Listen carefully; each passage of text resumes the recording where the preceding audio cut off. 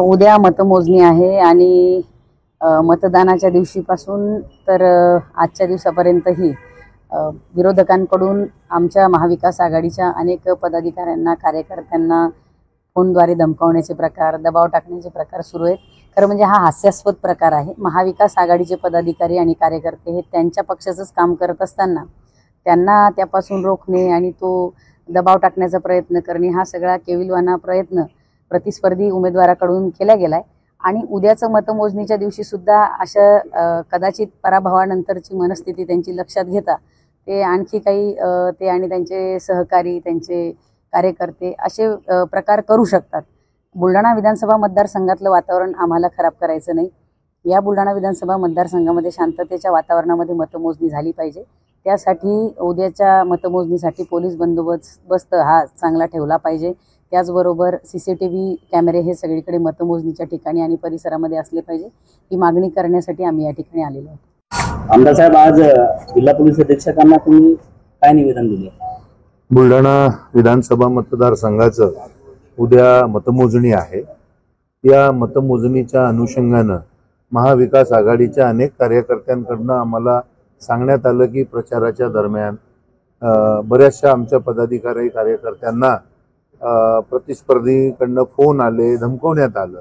अशा पद्धतीचं हे वातावरण या ठिकाणी आहे। त्यामुळं उद्या मतमोजणीच्या वेळेस कुठलीही अनुचित घटना घडू नये म्हणून या ठिकाणी आज SP साहेबांना आम्ही निवेदन या ठिकाणी दिलंय आणि शांततेमध्ये उद्या मतदान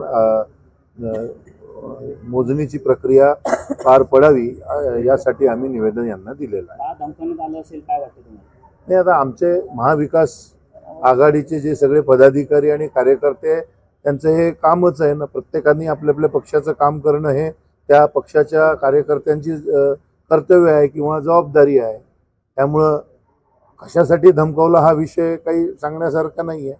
ही एक प्रवृत्ती आहे। कुणाकडून धमक्या येत आहेत? आता धमक्या प्रतिस्पर्धीकडनंच येत होत्या, असं करू नका, हे करू नका, ते करू नका। त्यामुळं आम्हाला शांततेच्या मार्गाने हे सगळं आम्ही करायचं आहे। महाविकास आघाडी नेहमीच शांततेच्या मार्गाने आम्ही वागणारे लोक आहोत आणि या बुलढाणा शहराचं आणि मतदारसंघामध्ये शांतता राहावी याकरिता आम्ही आज या ठिकाणी सर्वजण येऊन निवेदन दिलेलं आहे। दत्तभाऊ, दरम्यानच्या काळात जे आमदार संजय गायकवाड त्यांनी एक निवेदन दिलेलं जिल्हा पोलीस अधीक्षकांना, त्याच्यात तुमचं नाव आहे। तुम्हाला धमकावण्याचा प्रकार सुरू आहे का? नाही, अशा धमक्याला आम्ही घाबरत नाही, उलट तेच आम्हाला घाबरतात। त्यांच्या धमक्याला भीक घालणारे हे आम्ही काही महाविकास आघाडीचं कोणीच नाही आहे. फक्त बुलढाणा हे शहर शांत राहिलं पाहिजे. आम्ही शांतप्रिय लोकांसोबत राहतो, त्यामुळं आमचं त्यांना आव्हान आहे की ह्या ज्या पोकळ धमक्या ज्या तुम्ही फोनवर देतात, याच्यावर देतात, त्याच्यावर देतात, हे करणं बंद करा. कारण की आता कोणताही दिवा हा विजाच्या अगोदर जास्त फडफड करत असतो, त्याच्यामुळं हा त्यांचा शेवटचा प्रयत्न आहे. परंतु मतपेटीत सर्व भविष्य बंद झालेलं आहे. बुलढाणा विधानसभेतल्या सर्व लोकांनी ठरवलेलं आहे की माननीय जयश्रीताईंना विजयी करायचं आहे. परंतु आपलं शहर शांत राहणार नाही याची ते काळजी घेतात नेहमी. परंतु आम्ही त्याच्या विरुद्ध ही काळजी घेऊ की बुलढाणा शहर शांत राहिलं पाहिजे. नाही, त्या दरम्यान त्यांनी बऱ्याचशा गोष्टी करायचा प्रयत्न केला. बूथ लागू देणार नाही, काही नाही. परंतु बुलढाणा शहरामध्येच नव्हे तर पूर्ण बुलढाणा विधानसभेत प्रत्येक ठिकाणी बूथ लागला. इव्हन तिथं त्यांच्या घराजवळ सुद्धा बूथ लागलेला आहे. त्यांनी जे धमक्या देऊन किंवा हे देऊन लोक उठवण्याचा प्रयत्न केला, परंतु आमच्या रणरागिनी काही घाबरल्या नाही. त्यांच्या चौकात त्यांच्या घराजवळ सुद्धा आम्ही बूथ लावून दाखवला. हाच आमचा विजय. धमकी देण्याचा का नेमका प्रयत्न केला असेल त्यांनी?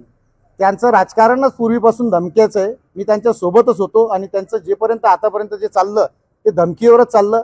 त्यांनी कदाचित हात जोडून लोकांना विनंती केली असती तर लोकांनी, मतदारांनी त्यांना परत चान्स दिला असता.